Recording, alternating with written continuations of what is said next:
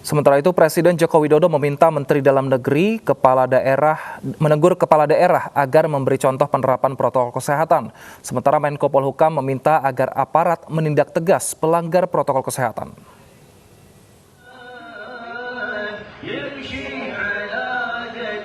Buntut kerumunan yang terjadi di masa pandemi dan penerapan PSBB transisi DKI Jakarta, Presiden Joko Widodo mendesak Menteri Dalam Negeri menegur kepala daerah agar memberi contoh penerapan protokol kesehatan. Hal ini disampaikan Presiden dalam rapat terbatas laporan Komite Penanganan COVID-19 dan Pemulihan Ekonomi Nasional Senin kemarin.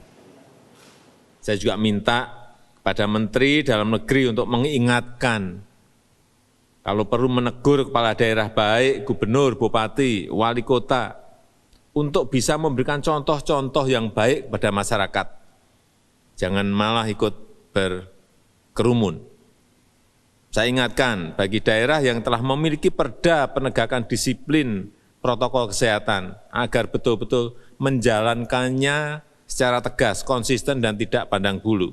Sekali lagi, tugas pemerintah adalah mengambil tindakan hukum dan ketegasan aparat dalam mendisiplinkan masyarakat terhadap protokol kesehatan adalah keharusan.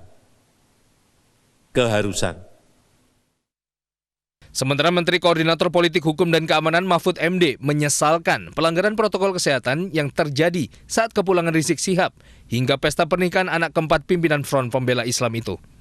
Ia meminta aparat keamanan menindak tegas setiap pelanggar protokol kesehatan. Kepada aparat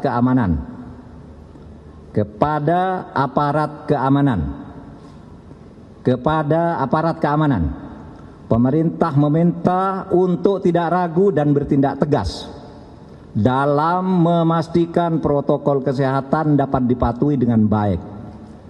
Pemerintah juga akan memberikan sanksi kepada aparat keamanan yang tidak mampu bertindak tegas dalam memastikan terlaksananya protokol kesehatan COVID-19.